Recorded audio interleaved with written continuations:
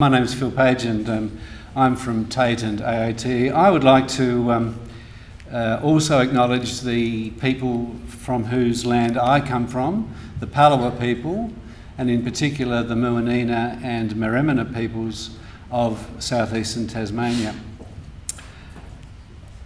About 14 years ago, I was given the opportunity to introduce another of my favourite authors, and the late Christopher Koch, and I gushed.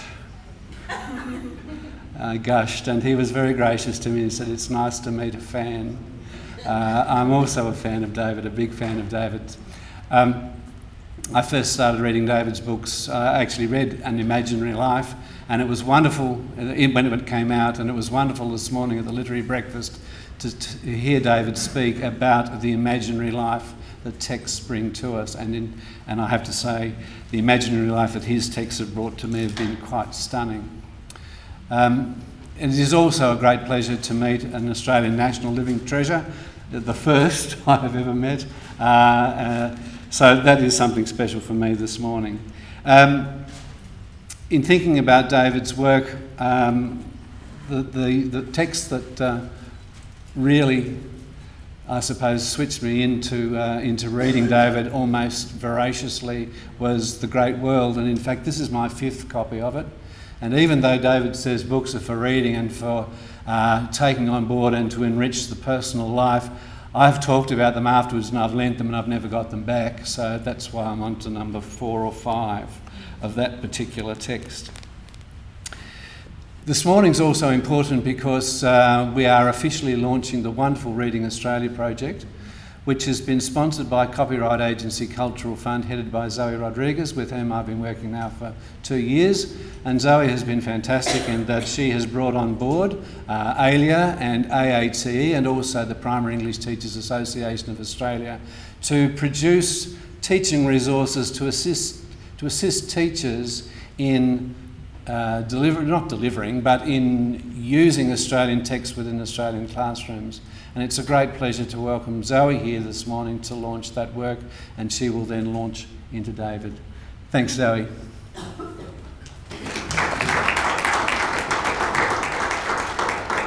Launch into David sounds a little violent. Don't think I'll be doing quite that.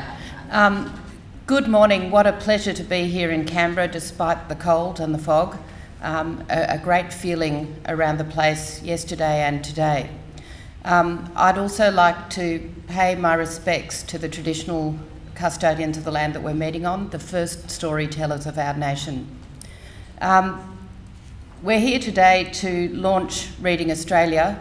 It's sort of had a soft launch over the last year and a half, 2 years, as we build up the number of resources that are available from the Reading Australia website. Some of you, I hope, are already familiar with it, and if you're not, I hope you get very familiar with it over the coming time in your classrooms and in your planning.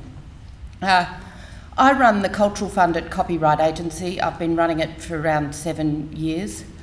The Copyright Agency, very briefly for those of you who don't know who we are, we were formed 41 years ago, and we were formed to build a bridge between educators primarily at the beginning and our great authors and our publishers of works.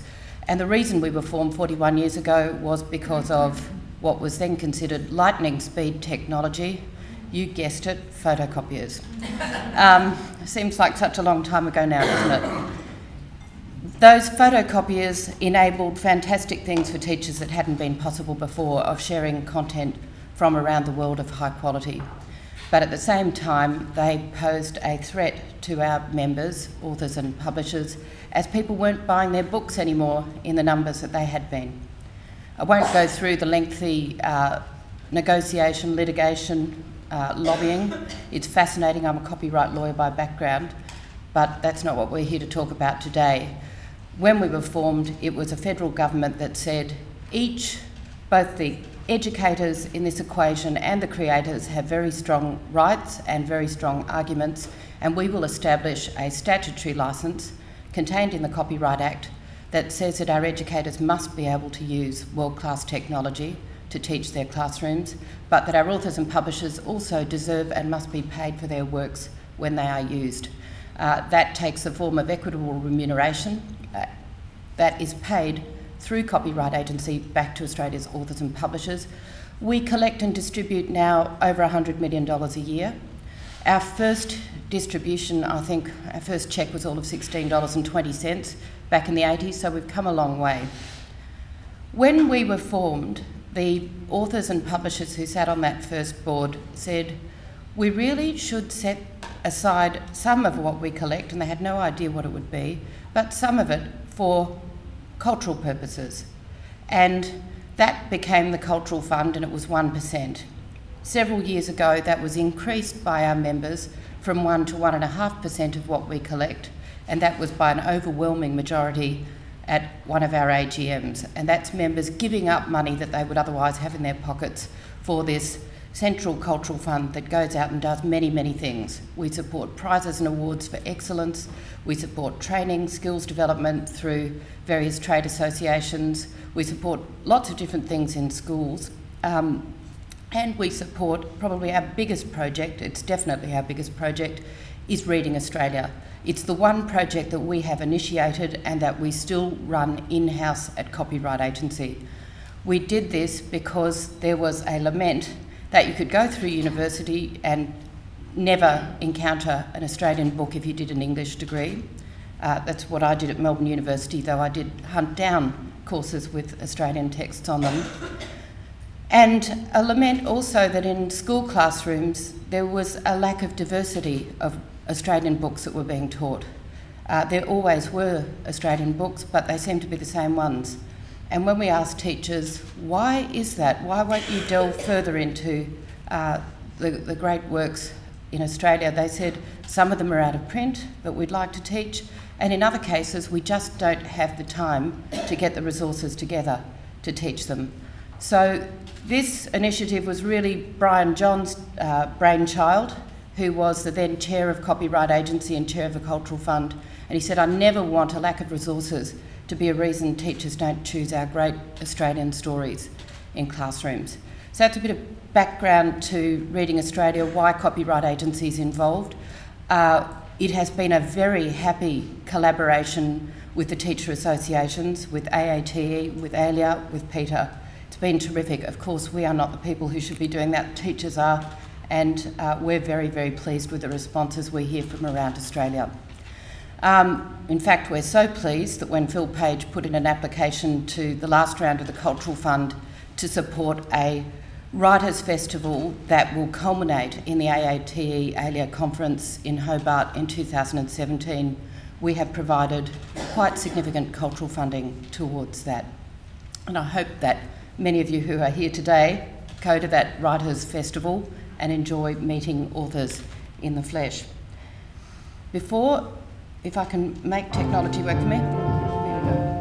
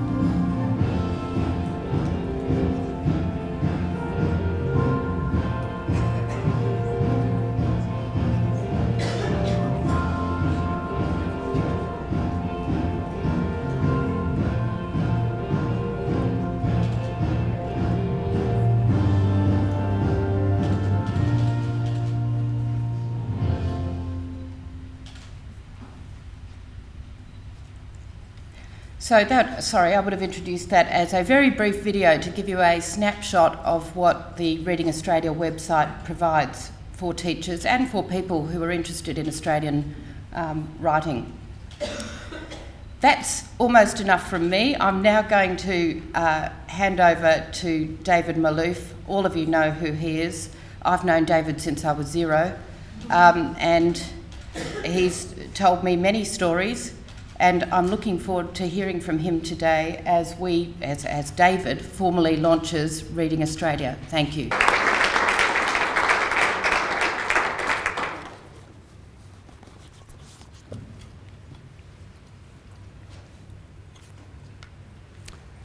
Thank you for being here. This is a very auspicious occasion. It's good to see so many of you here to celebrate it. And as an Australian writer and a lifetime reader, I'm delighted to play a part in it. An ambitious project, a reading list carefully chosen and with a large body of supporting material of the poems, novels, short stories, memoirs that over more than 200 years have recorded what it is to live and work and interact with one another in this particular corner of the planet.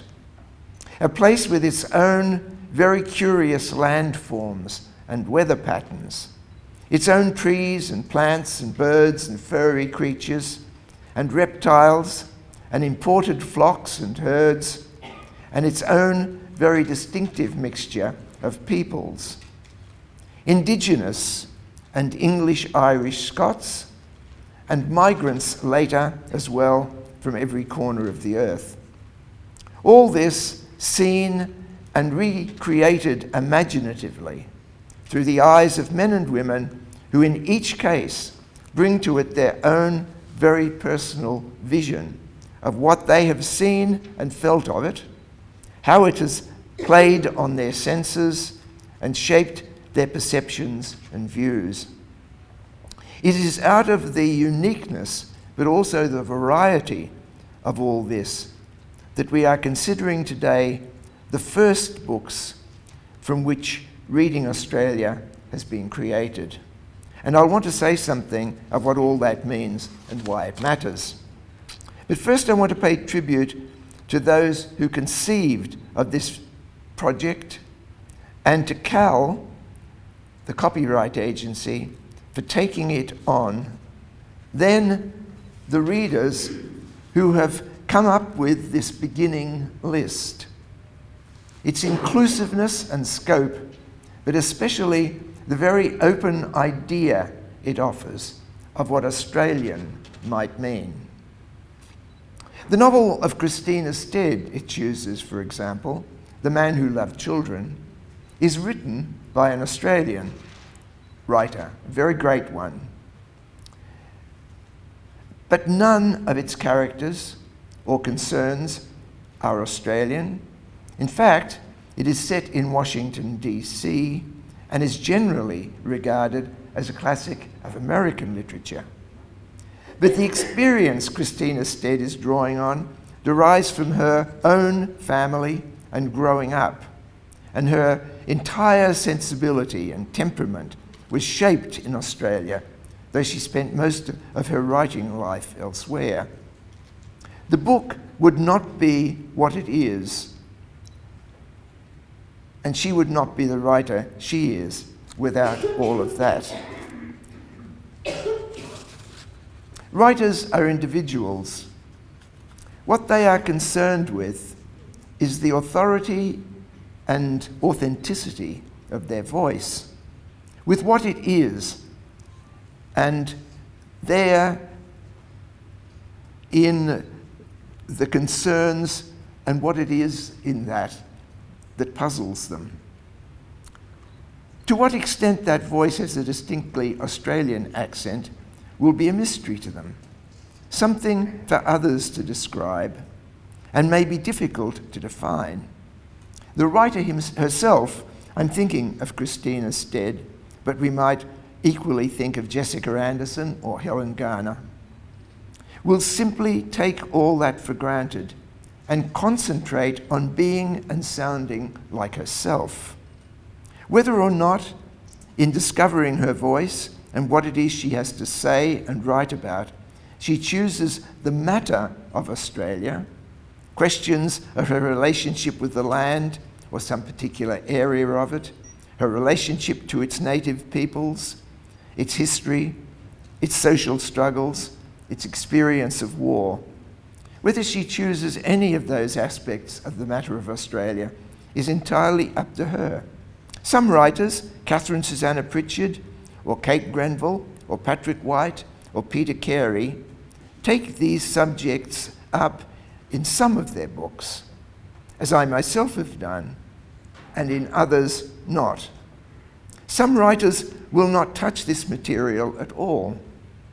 Difficult to decide then, in the case of most writers, what quality it is in them, in their writing, that without its being easy to point to, we feel as something we recognise and feel at home with and share.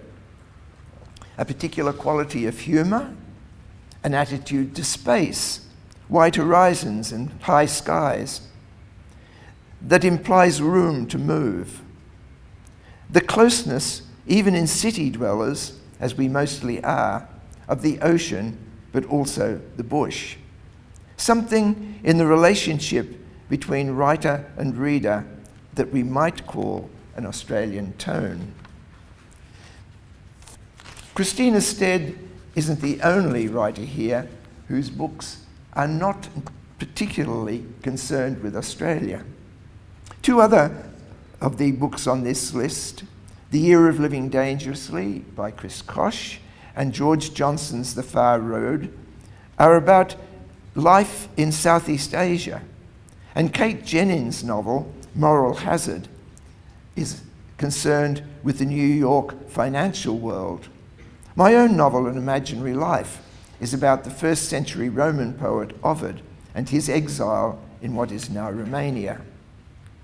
The first interesting and challenging thing about this list is that it asks us to consider what it might be that constitutes an Australianness of an Australian writer, and what we might mean by an Australian book. The second is why we should turn to it, why we should feel that these books belong to us, have something to say to us that we cannot find elsewhere, why we should read them. And that looks to the wider question of why we read at all. What we do with our reading, each one of us differently perhaps, when we expose ourselves to what poets, short story writers, playwrights, thinkers have set down and passed on to us and ask us in an act of the imagination to make our own. We should begin by making a distinction perhaps between two kinds of writers and two kinds of writing. Poets, short story writers, dramatists are imaginative writers. And thinkers, on the other hand, are imaginative writers of a different kind. Though there is an element of thinking, of ideas and issues, social and moral questions, in all writing, it is only discursive prose that deals exclusively with morals and social or philosophical or psychological writing matters. It's a question of how these two kinds of writing come into being and how each one engages us, how in each case we take them in. Discursive prose, however lively and playfully imaginative it may be in its style, is rational. It's the product of mind. It asks us to be objective, to stand apart and assess how logically coherent it is, how it provokes us to new or larger or clearer views. It leads naturally to discussion and to talk. Poetry and storytelling is largely non-rational. It works through non-rational leaps of association. It discovers what it has to say through feeling. The experience it offers us, and which is inherent in the language it uses, belongs to deep consciousness, to what may be primitive and pre-social in us, and is only to be revealed through imagination. What it has to tell us cannot be restated in other words, and cannot be got at by our standing apart and being objective. We take it inward, we internalize it, and judge it not by what it tells us, but by the extent to which we lose ourselves in it, the extent to which it becomes part of our most intimate feeling, part of our experience. This is what this sort of reading is for. We step out of our own skin and the limitations of real time and space and experience the world as another, but as another self. And in being lost to our old self, we free ourselves of the burden of time and its inevitable consequences of age and death in a way that is uniquely healing to us. Hence those formulae that introduce and end the stories we first hear as children. Once upon a time, and then at the end, ever after. It is what we learn first as small children that we go on experiencing. If we manage as readers to hang on to our imaginative innocence, in the complex reading world we get in Dickens or the Brontes or Balzac or Tolstoy or Dostoevsky, all of whom, in dealing with the socially and psychologically complex world of the 19th century, managed to include deep in the structure of what they write the dark matter that goes into folk tale and fairy tale, and which belongs also to dream. Children have no trouble, once they have given themselves up to a story, in recognizing in a world that in no way resembles their own, a world of princesses and castles and curses and transformations, of witches and poisoned apples, a way of seeing, when they look back on it, their own very different world, of facing its puzzles and dealing with whatever anxieties and fears it may confront them with. There is something in the way these stories engage a child's psyche, that answer the child's needs and are healing. Something in that might offer us a clue to what, as adult readers, we too might go to literature for. Why to go back to our original question, we read, and how reading works for us. What we read does not have to be, to use the modern term, relevant, in that it speaks directly of the world we know. What it has to do is engage us in our deepest consciousness.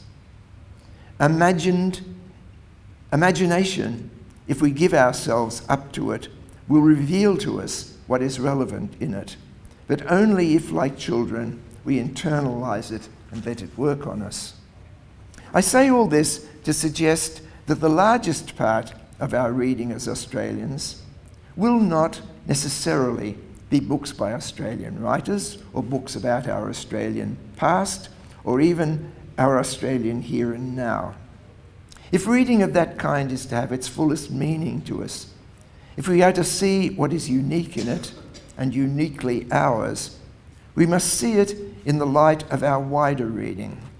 We must discover its uniqueness for us in the context of our general reading, our reading as a whole.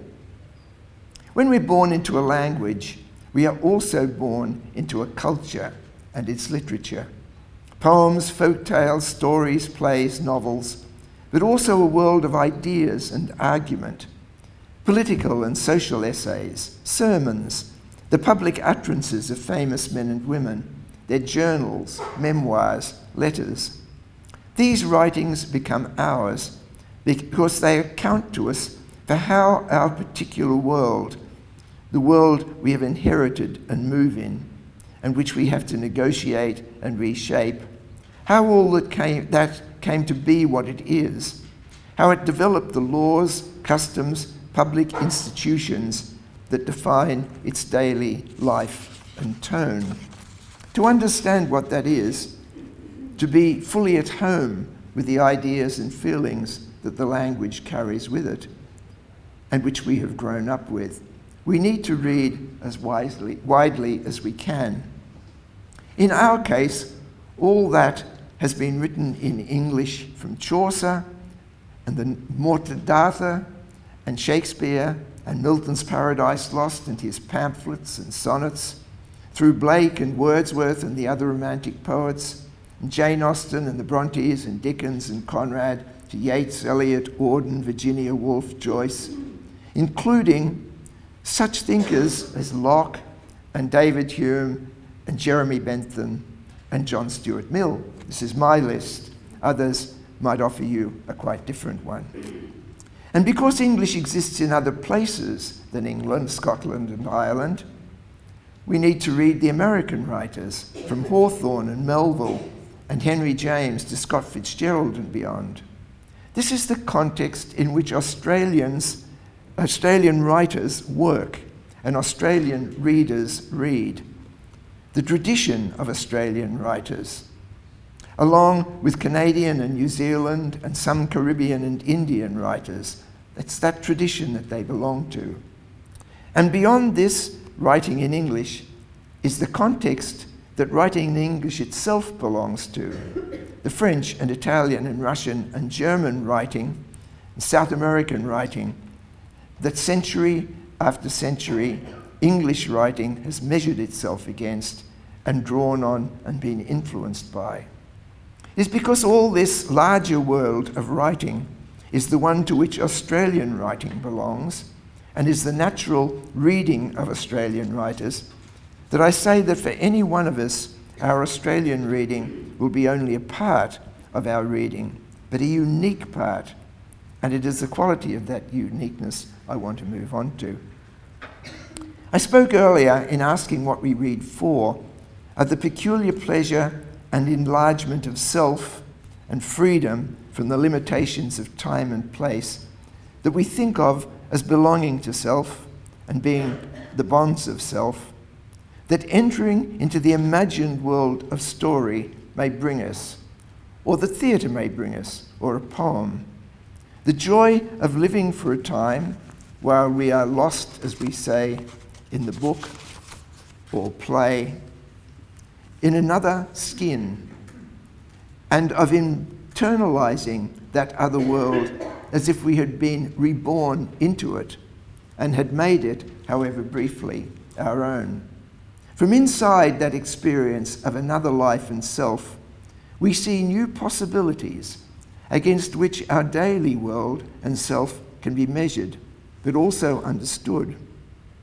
Because that world is bound to be so much larger than our own and so much stranger, with different habits and customs, and may, as fairy tales do for children, confront us with dangers and cruelties and fears we have not recognized or had to face, but which imagination has brought close and which imagination has given us the power to deal with. I still have vivid memories of the reading I did in the long Christmas holidays at the beach in Queensland between the end of primary school and my first year at Brisbane Grammar when I was 12. Adult books, not perhaps meant for a 12-year-old boy in Australia, but just what I needed, in fact, with their mixture of refined society and violence and their secret eroticism, to offer me a glimpse of how much more might be going on out there in the world, but in myself too, in the depths of my consciousness, but also in my body, than my safe suburban childhood had suggested and my parents and teachers had let on. It seemed a long way from where I was to the Paris of Victor Hugo, Hunchback of Notre Dame, or Wuthering Heights, or the Red Room where Jane Eyre was locked up, or the gallery at Thornhill, behind one of whose closed doors Mr. Rochester's and his wife was locked up, or the streets of St. Paul's in Harrison Ainsworth's violent and very sexy account of the 1660s. But I knew that these worlds were real because in imagination I had been there, and I knew they were, in their complexity, their contradictions, their cruelties, closer to the world I was growing up in than the sheltered world of Scarborough and Main Beach Southport and 12 Edmonston Street that so far had been my childhood experience, even in the war years. My own body told me that, so did my dreams, so did the brief flashes of the larger world that came to me in newspaper headlines and newsreels. It was the familiarity of my reading. It was the familiarity my reading gave me with what was outside my actual experience and strange. The sense that what is even scarily strange, though through imagination, can be internalized and made familiar. That was for me the revelation of that period of my early reading. And is, I'd suggest, what reading does for all of us and what we go on reading for. So when we come to reading Australia, to reading about a world we do not have to imagine and internalize, and so we believe because it is already familiar and there and real, what we might be surprised by is the strangeness, the complexity, the puzzlement and mysteries that a writer like Patrick White or Jessica Anderson or Peter Carey or Thea Astley finds in it that we till now, in taking it for granted, have missed. It is in this sense that Patrick White speaks of its being his business to discover the extraordinary in the ordinary. Something I'd suggest that it is the business of writers everywhere, since it speaks precisely to what imagination is and how it works in all of it. It is what Kenneth Slessor does when he looks at Darlinghurst Road or South Country, what Barbara Bainton does when she looks again at the bush in her stories, and Seredin Dovey in her stories about animals, and what Jessica Anderson does when she sends the 80-year-old heroine of Tiralira by the River, Nora Porteous, back to the house she grew up in suburban Brisbane, and what Judith Wright does in South of My Days and in her poems about Australian trees and birds, and Michael Gow in Australia, in a way, and any number of other writers in stories, plays, poems, novels, where what we thought we knew, because we had looked at it so often and seen nothing of interest there and found boringly familiar, is suddenly revealed to us as a new reality, reminds us as something rich and strange, as complex, puzzling, awesome, as we say, as mysterious, dangerous, real in ways we had never previously seen, and if we had, might not have believed. I spoke at the start of the generosity and openness of this reading list.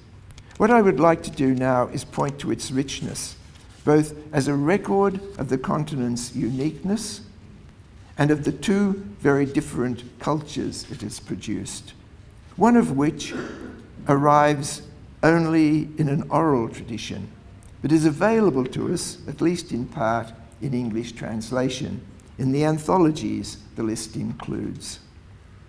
The larger and more varied one is a record of the life that has been lived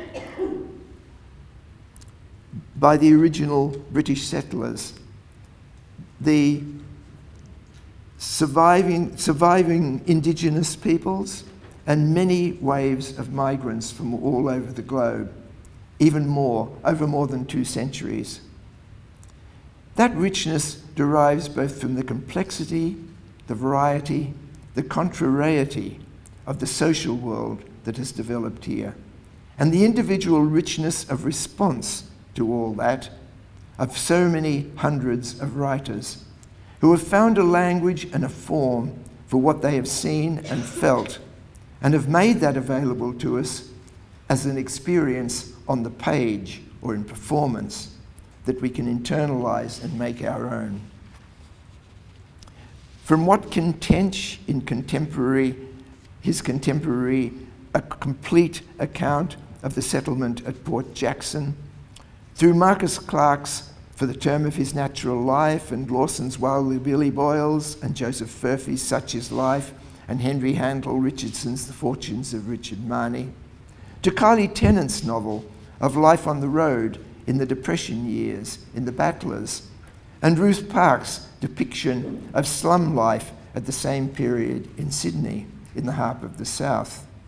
Among poets, from John Shaw Nielsen and Kenneth Slessor and Francis Webb and Gwen Harwood, to Les Murray, and in the novelists again, from Patrick White to Tom Keneally and Peter Carey and Elizabeth Jolley and Helen Garner to Tim Winton and Richard Flanagan. The range and variety of that very short list of poets and novelists is itself astonishing, and we have not even touched on writers who, as memorialists, have offered us their record of daily living. A.B. Facey in The Fortunate Life, Sally Morgan in My Place, Ruby Gibney Langford in Don't Take Your Love to Town, Doris Pilkington in Follow the Rabbit-Proof Fence, or such commentators and historians as Geoffrey Blaney in The Tyranny of Distance, Eric Rolls in A Million Wild Acres, Henry Reynolds in The Other Side of the Frontier. If one of the criteria for assessing a society is what it allows of richness, variety, complexity, contrariety, one of the criteria surely of the quality of a culture is the extent to which it reflects and dramatizes and gives back that richness and variety and complexity. In this case, the extent to which the writing offers us a fully representative picture of what all that is, but also of what it is properly, of what is properly self-reflective in it. That Australian writing, especially as it has developed in the last half century, is fully that is self-reflective, is what this Reading Australia list is there to demonstrate and tempt us with. Reading Australia is not just a list of Australian books. It is a list of books by Australians who have themselves read Australia. That is, closely examined themselves and the world that produced and shaped them, and turned that reading into forms of writing that we too now are invited to read. Okay. Thank you.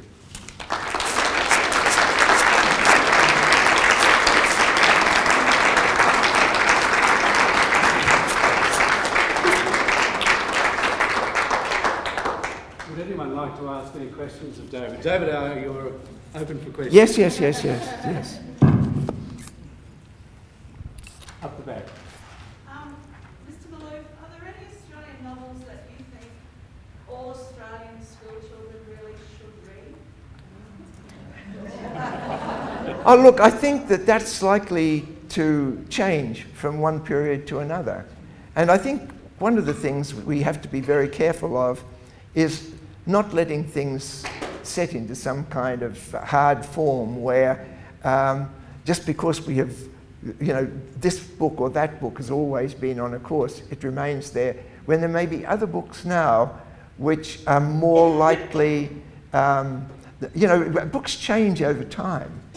A book that at one moment might not have seemed to say what we need to be said about the world we live in, or whose questions did not seem to matter, suddenly the world changes and that book has a different kind of importance. And we have to be aware of that and choose books that do somehow speak for the moment. I mean, so there's all of that. But look, books go out of print and then suddenly they come back in print and everyone says, how could we ever have let this happen? This book is, such a wonderful book. I mean, I feel that, for example, about the Kenneth Mackenzie book, The Young Desire It. I feel that about a book which is generally ignored in Australia, which is Frederick Manning's Her Privates We, or the middle parts of fortune, whatever you like to think of, which is probably the greatest book ever written about men at war. And, you know, that's written by an Australian, not about his Australian experience of war, but his experience of war in an English regiment. But that's a book that I think all Australians ought to be proud of, because the man who wrote it grew up here and was shaped in a kind of way by this place, and is as Australian as Christina Stead is. And, you know, if we suddenly look at that book and we say, okay, this is the book really that everybody should be reading. So we need to be open and flexible about all of that. The point really is just how rich the whole field is. And I don't think there's any individual reader who can tell us which books they are, which is why it's good that a list like this comes from several hands, because different people bring different perspectives and a different knowledge and experience of reading. Yeah. I noticed you were reading from handwritten notes on different pages, and I would love to bring your words to my students in Year 11 and 12. Will they be available, your notes on the website? Yeah, well, they can be typed up, I'm sure. I mean, We'll type them up if you let us. yeah. I just don't have access to any of the technology. I still write by hand. And, you know, I mean, a lot of people still do that. You'd be very, very surprised by the number of writers who still actually write by hand. And that's partly because they have always done it, and certainly my case, and you actually find that the pace at which you work by hand is the right pace for you to think twice before you put things down. And so, you know, it's not just the fact that I'm terrified of pressing the wrong button and everything disappearing. It is also that I think that that my thinking and the movement of my hands sort of belong together in a way. And there's something wonderful about the physicality of that, which I think still gets into the writing. Mr. Malouf, what book are you reading at the moment? Oh, look, I tend to have to read a lot of things that, I mean, people send me things to read. So I read things. I've just read a very, very interesting book. In fact, it's not published yet, and it's called On the Track. And it's by somebody I've known for a very long time called John Blay, who lives down the south coast in New South Wales and is a poet, was a poet when I first knew him, and who's worked for a very, very long time with Aboriginal people down in that area, and also has read a great deal about exploring, early explorations in Australia. And he was fascinated by the fact that long before human hovel, which, you know, we all learn about as the people who went from Sydney to where the south, where Melbourne now is, that in fact some people who were shipwrecked down near Eden, or south of Eden, they walked back to Sydney, and they are the first people who ever did that. And the Aborigines showed them how to do that. But he also found that there was a track that Aboriginal people had opened up from the Monaro and round Mount Kosciuszko all the way to the coast, which had been lost. And so he spent about 10 years going out over and over again and walking through all of that area and opening up and finding that track, partly with the help of advice from Aborigines, but mostly by just doing it himself. And that's called the Bundian Way, and he's now written a book about how he did all of that. That track will now be opened and will become one of the great new heritage walks of not only of Australia, but perhaps, you know, all over the world. So that's a book, for example, that I found myself reading because he asked me to have a look at it before it went finally to publication. And I recommend that book when it comes out. Come out, I think, in 3 or 4 months. Graham? Thank you, David, for the affirmation for this fantastic project. And thank you for the opportunity to hear your reflections on so many rich Australian contributions to our literary history. Was anybody taking the list? How many did you mention? About 250. Sorry, there are about 200 writers, books on that list. Yes. That's only meant to be a beginning.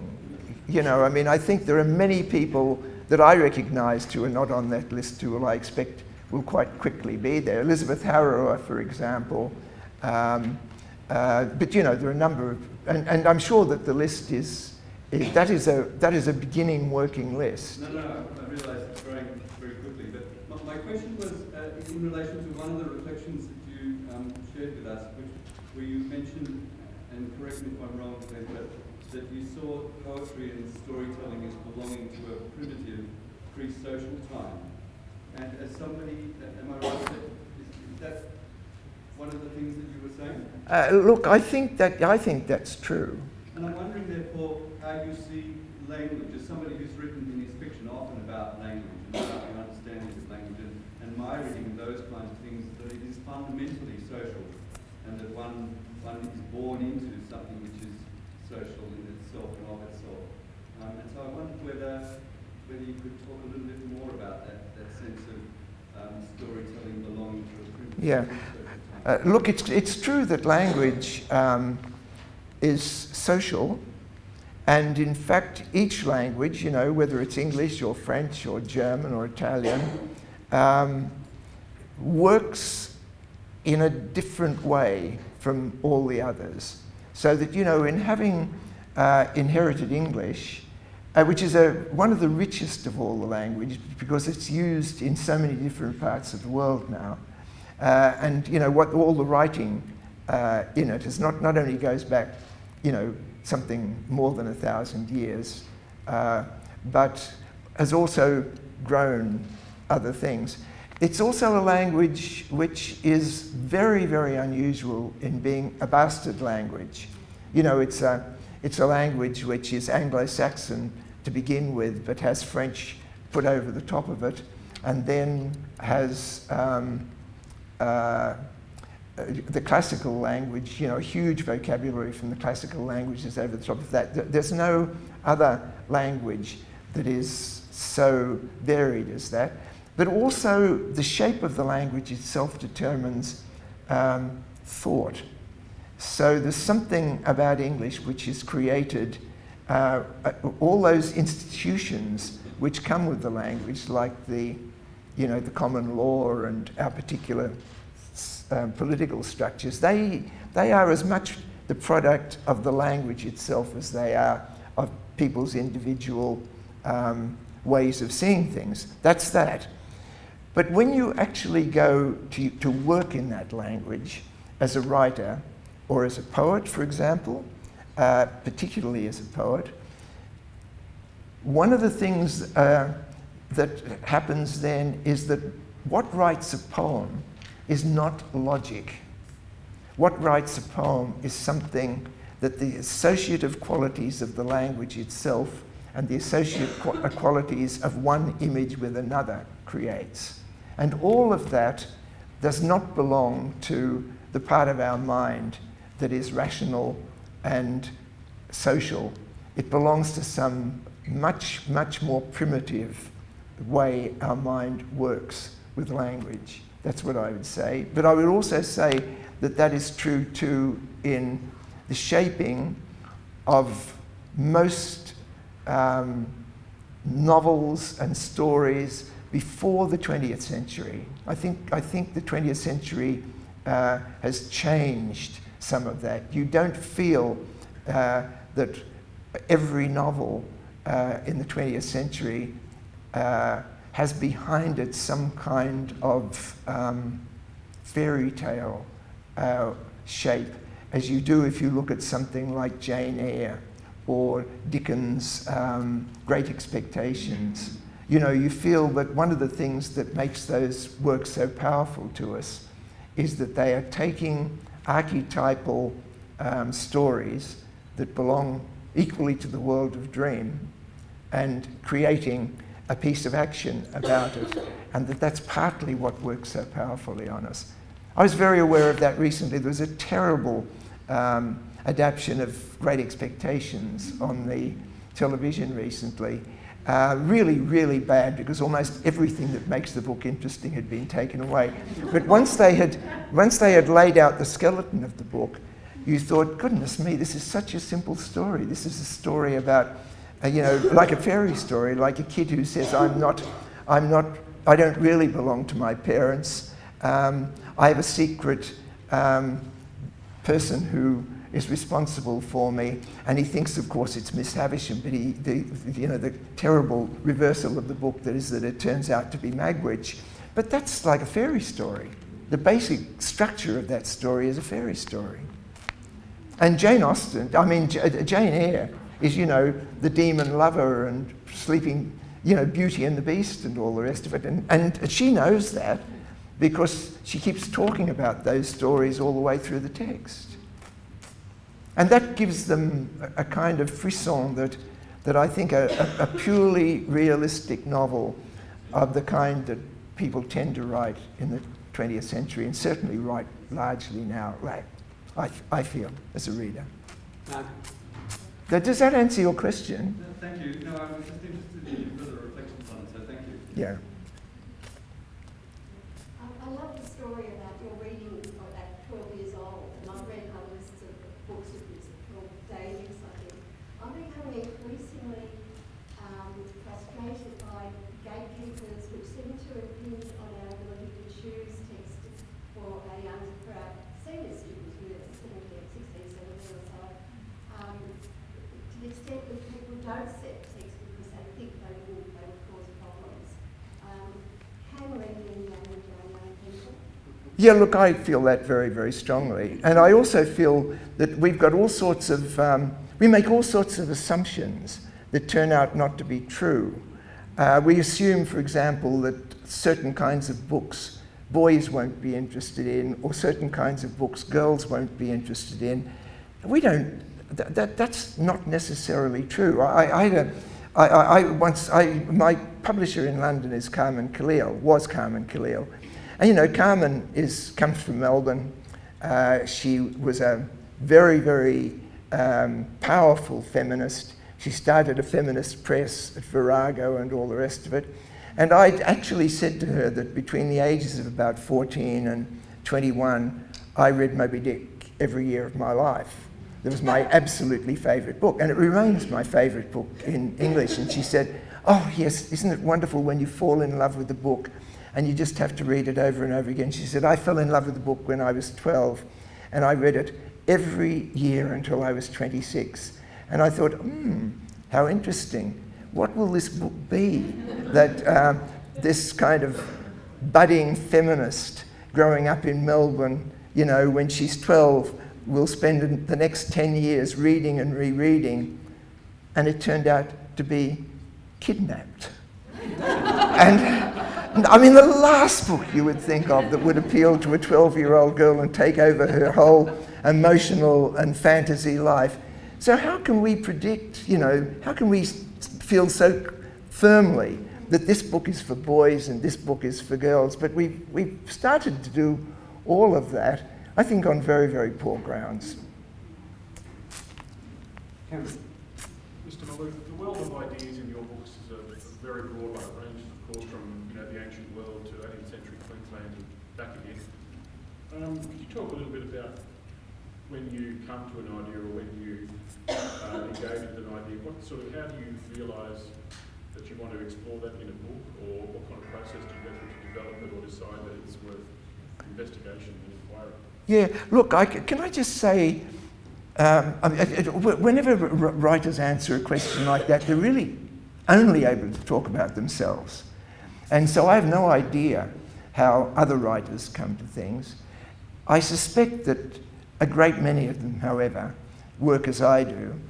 that in fact I never begin with an idea.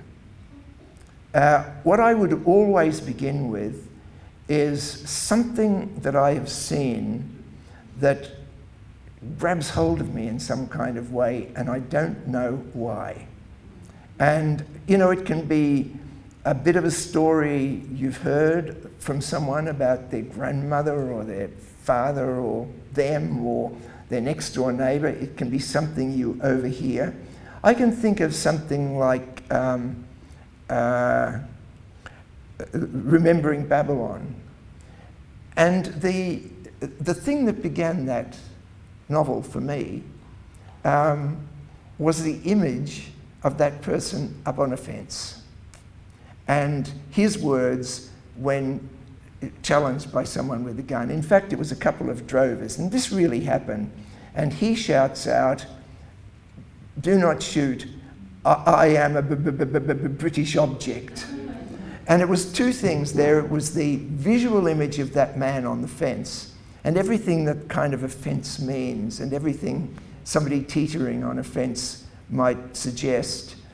And the kind of joke there. I mean, I think that phrase, "Do not shoot, I am a British object," is probably the most interesting thing anybody ever said in the whole of Australian history, because it just contains so much.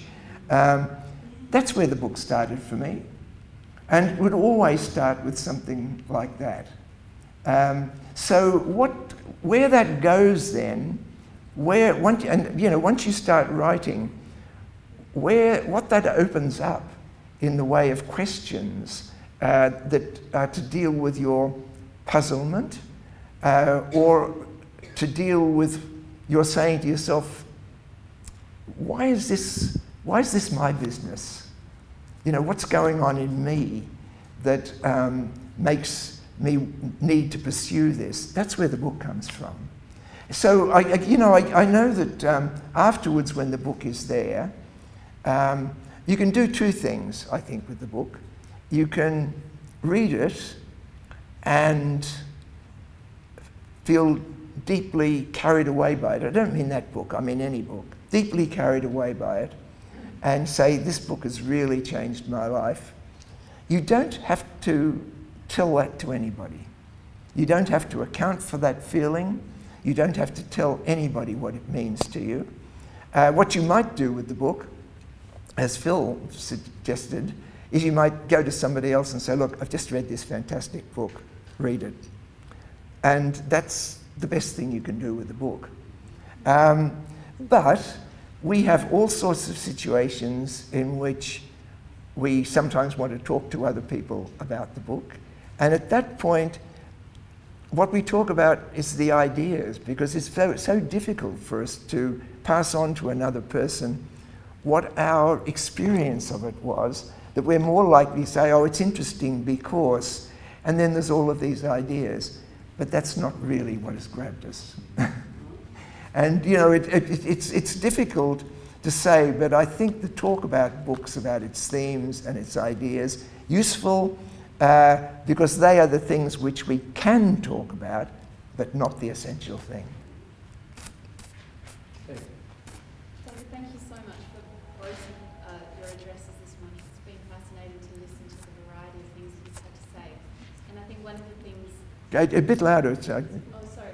One of the things that I think is really interesting is this moderation of young people's reading in certain ways. And I guess hearing you say that the writing that is based around and even planned around the instruction of issues can be restrictive in a way that reading simply for the thrill of that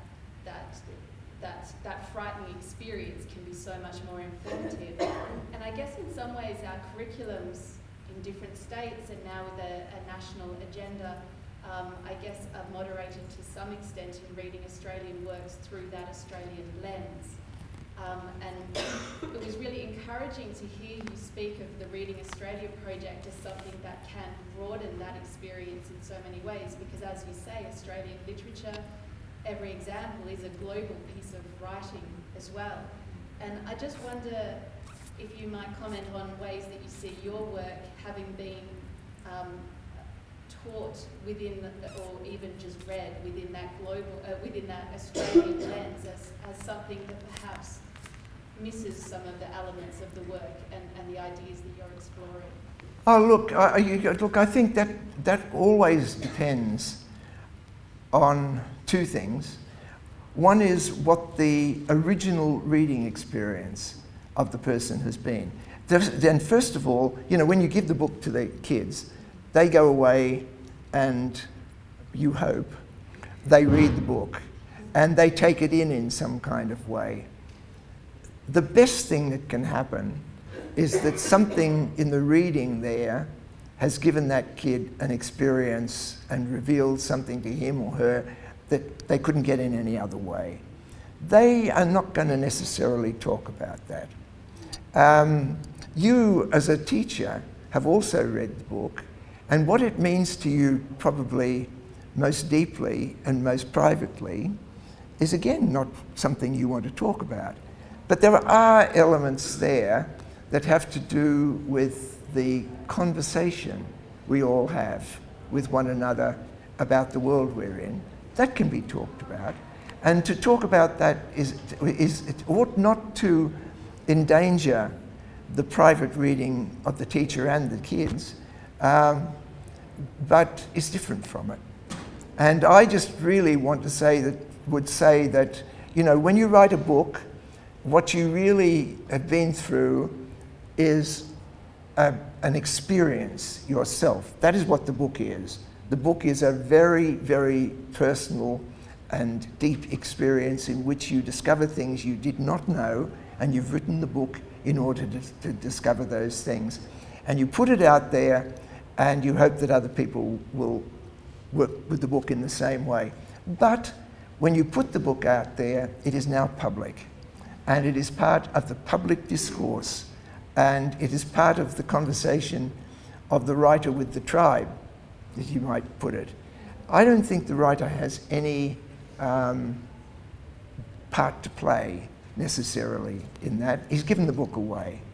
And I think that whatever you say about the book really doesn't destroy or damage in any way that other private possibility. I mean, look, quite frankly, as a writer, one of my huge complaints is with academic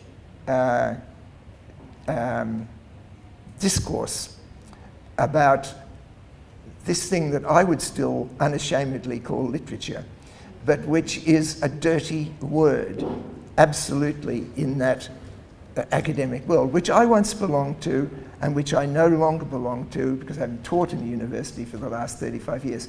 That discourse is almost entirely about the social aspects of the book. No one is interested in the experience of reading the book. The book, as far as they are concerned, is part of a discourse about Indigenous people, about the environment, all of these entirely social things.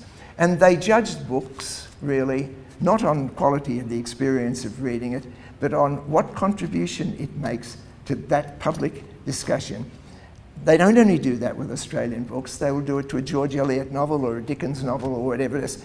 I think that is not any longer to be speaking about what is most important in either books or poems, novels or poems or stories. And if one is forced into that, one does it, but one ought to resist. And we'll have to wind it up there, David. Thank you.